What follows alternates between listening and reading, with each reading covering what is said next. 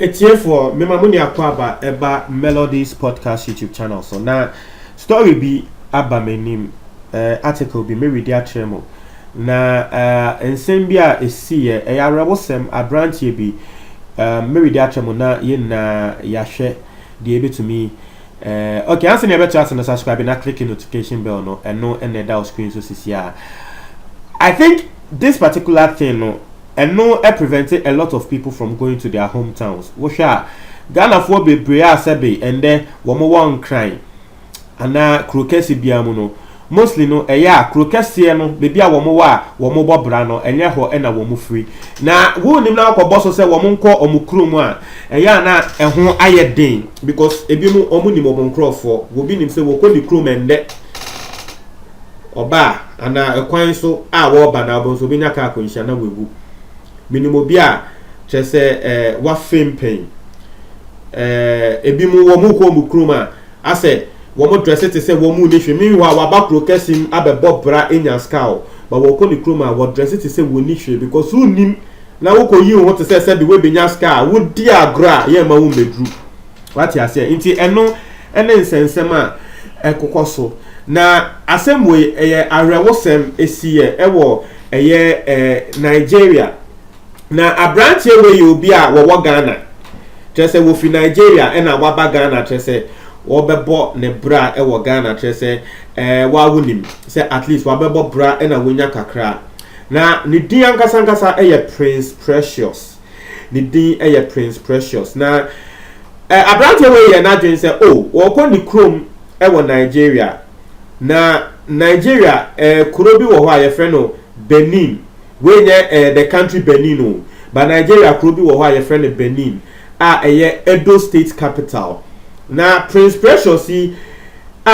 obobra wo Ghana yi ka say oh ese me komi krom ese me komi hometown na tre say won say nipa there at least na me ko hu die si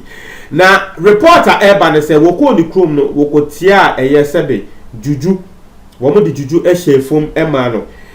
wo mo hu say we fi krokesi na we fi Ghana wa bebo bra wo Ghana eba ekrase no wo bi enim say wo abrantie we de wo sori anopa bia ahase na wo fa enti no wo mo ko tutu fom e di juju ahyem ama abrantie ne ko tia juju so ama ende me ne wo ka say abrantie no wada ne nyame dia ya rewosem na danfo bi aba bonten de nsem abetuja na danfo no na wo explain nsem ema ye ni aye ti ase because se ni ade ni si ye no abrante ni ti ajuju ni so wie ya na chese ne nan hye ase se ho no na wo ye ne ho adru a eye se na ne ho to no nti obi ehu se ne ho to no ye be hwa ne se pa wa femu ewu na chese adanko daada do no eno ni asema mesofo ebeka se wo bi eye wa sa na wo yo se wo bi ye wa obema ayese ho to bi udi agra obefem de ewu asema de bia mesofo wotan eka no no etiefo this is a very very sad news na Mary di ensembia travel eno no wo moka no senia Nigeria fo kan o mo brofo no wo moka no sa wo Nigeria fo brofo mu ntin Mary di a na masanso atreche ase atrel na senia me di ka trel no na danfo na eba social media na danfo ede ye beka se chat a won sa na danfo no chat ye na danfo no ka kire no se mi ko mi krom na wo bi ko ye medro na wo send the picture of the nine kra wo be hu se the nine no wo de edro ayeso ba na wo ka kire na danfo no se sisi ade ne ho to no na nyam onim se nyankopon ebeje no what ya se na danfo no wo se eye ne ya se na danfo ne kire ne se ne ho to no wan check ya po na danfo no jese na danfo ne ka se ne ho to no onu ahu se okay madamfo no ne ho beto no nti ono so he went on with his hustle bibia one friend na danfo ne say oh ya wie no etesen asisi a wote se na danfo ne wu a asem no ato ne so no na etiefo me pese me read asem na danfo no etro ye wo say ato come say you know disturb me since then and I could not even check on you thinking you left Nigeria again. Not just say the last time when yanti ye efri na danfo ne hono na danfo ne free Ghana aba Nigeria na wodu Nigeria hono na sebe ne nan no wokotia eye juju yi so a ebeto no but one nadamfo no kasa no na wo kire ne se ne ho eto no from there no one check up on nadamfo no bi mo no de ni tiri mu no ohun se nadamfo no ne ho ato na we free Nigeria ho akọ Ghana back. And you say I could not even check on you thinking you left Nigeria again.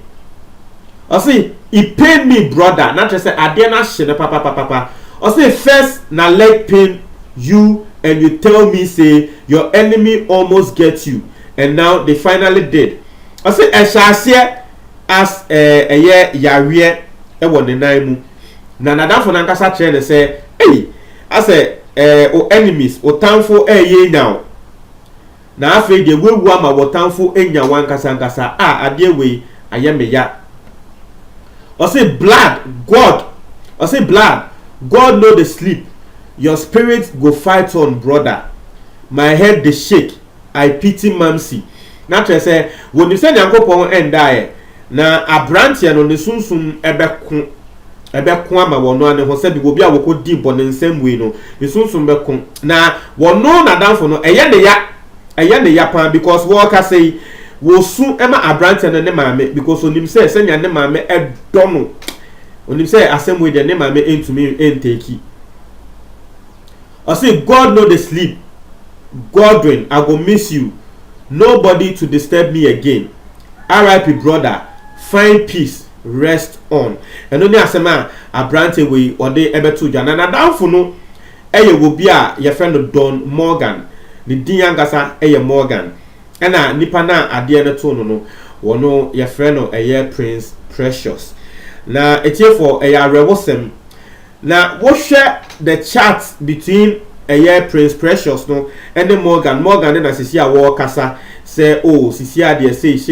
say no wo share chat na ekoso a wo screenshot WhatsApp chat na wo no Morgan no and Prince Precious and bra na ade no to no na wo screenshot chat no wo be hu say Prince Precious no wo do Nigeria ho asebe wo kotia ade no so a sen ne nan ne ya no wo twa picture SN ya brand no na picture no wo be hu say wo de eduro aye ne nan ho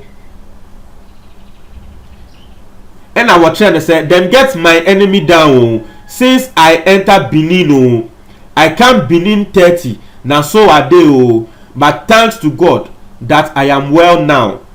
It's in a down for no SN picture no ka say hey me ba me class no say and I tell say wo mo e de ye mi o se ne wa hu e wo picture nim no wo mo ma me say me da fo ma me tumi anante anko bebia but wo share conversation na na ekoso na what the chair say but thanks to God that I am well now na tell say ye da nyame ase say sisi a me ho atome into a train na da fo no say sisi a ne ho atone ntino na da fo no bisa ne say Jesus wetin do you na wa wu ni Nigeria for send your mokasa no into wo share chat ni wa wo say Jesus wetin do you na and I say na now I feel the worker self not as I was sisi ampo there mitumi enante and match poison evil people plan my enemy he plan not as yes sisi ampo there mitumi enante na eyobi e na odi bibi ko share from emma me ko tia so na etrimodinfo wo mo ye evil papa na we dey mentamfo e na plan bibi say emma me.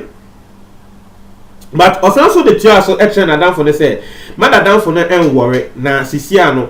ne ho atono sisia no wotumi enante nti no wotie na danfo ne nsema me read it later what say let me come in say sisia we fi Benin and I say wako back to Ghana no because what tell me say sisia ho ato na wo bia wo tell me say sisia ho ato na ba ne say e na wotumi ebewu eno e na ya asema de bia meka say me de me pastor de bia woka wo say obi ye wasa obaye ho say wo ade ne eko wudi agro na wotena ho say eko na say be wan ko fine eye osofo obi an bom paya ma wa wudi agro a wo de be to no